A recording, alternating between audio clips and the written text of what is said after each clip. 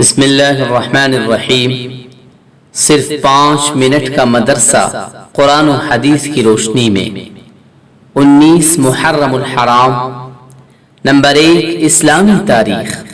حضرت ابراہیم علیہ السلام کی قوم کی حالت۔ حضرت ابراہیم علیہ السلام نے جس خاندان اور ماحول میں آنکھیں کھولی، اس میں شرک و بت پرستی اور ضلالت و گمراہی بالکل عام تھی۔ سارے لوگ بتوں کی پوجا کرتے اور چاند، سورج اور ستاروں کو اپنی حاجت و ضرورت پوری کرنے کا ذریعہ سمجھتے۔ ہر ایک نے اللہ کی طاقت و قدرت اور وحدانیت کو بھول کر بے شمار چیزوں کو اپنا معبود بنا لیا تھا۔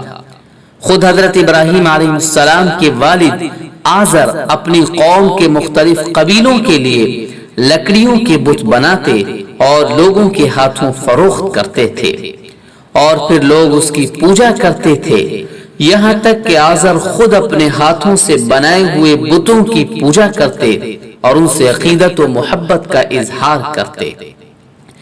ایسی جہالت و گمراہی اور حق و صداقت سے محروم ماحول میں حضرت ابراہیم علیہ السلام نے توحید کی آواز لگائی اور لوگوں کو سمجھایا، مگر کسی نے آپ کی دعوت کو تسلیم نہیں کیا اور سختی کے ساتھ مخالفت کرنے لگے۔ نمبر 2، اللہ تعالیٰ کی قدرت۔ زبانوں کا مختلف ہونا۔ اللہ تعالیٰ نے دنیا میں بے شمار قوموں کو پیدا فرمایا جن کی زبان ایک دوسرے سے الگ ہے۔ کسی کی زبان عربی ہے، کسی کی فارسی، کسی کی انگریزی ہے تو کسی کی اردو اور ہندی، جبکہ ایک قسم کے جانور اور پرندوں کی بولی ایک ہوتی ہے، لیکن انسانی قوموں کی بولیاں بالکل مختلف ہیں۔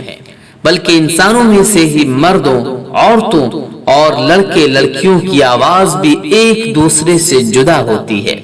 حالانکہ سب کی زبان، ہونٹ، تالو، حلق وغیرہ ایک ہی طرح کے ہیں، اس کے باوجود انسانوں کی زبان، آواز اور لب و لہجے کا مختلف ہونا اللہ تعالیٰ کی عظیم قدرت ہے۔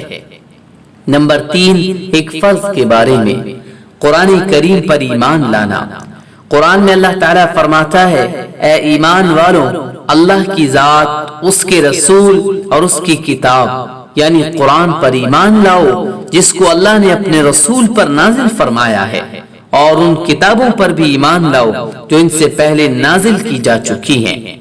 خلاصہ، قرآن کریم کو اللہ تعالیٰ کی اتاری ہوئی کتاب سمجھنا اور اس کے حرف با حرف صحیح ہونے کا یقین رکھنا فرض ہے۔ نمبر 4، ایک سنت کے بارے میں، مانگنے والوں کو نرمی سے جواب دینا۔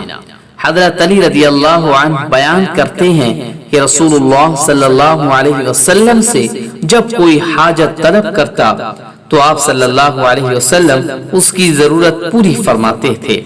اگر نہ فرما سکتے تو بہت نرمی اور اخلاق سے اس سے کہتے اور معذرت فرماتے۔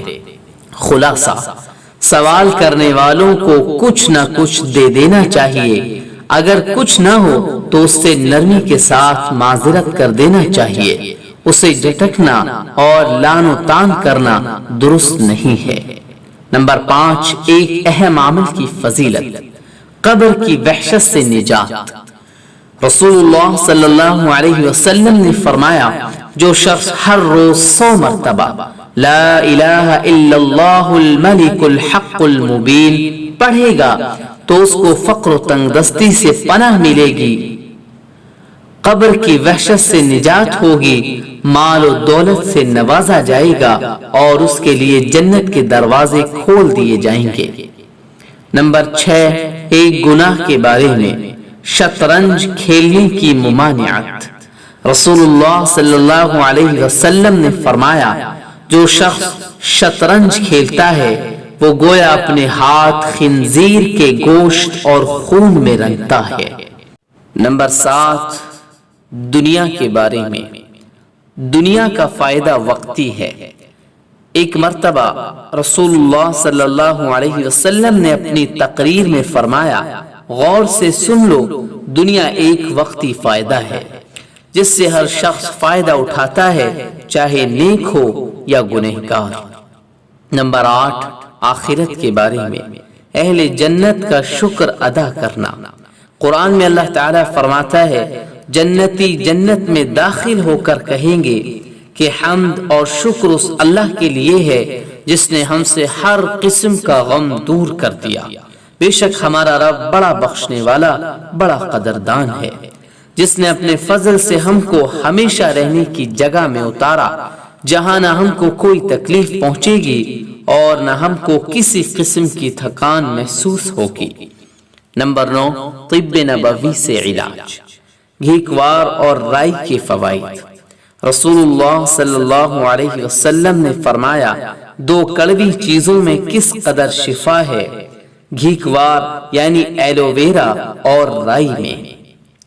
گھیکوار چہرے پر لگانے سے اس کو نکھارتا ہے، جلد کی خشکی دور کرتا ہے، سر پر لگانے سے بال اگاتا ہے، جلے اور کٹے ہوئے نشانات کو دور کرتا ہے۔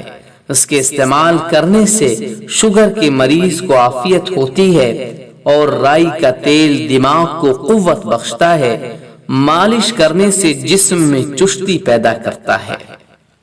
نمبر 10، قرآن کی نصیحت۔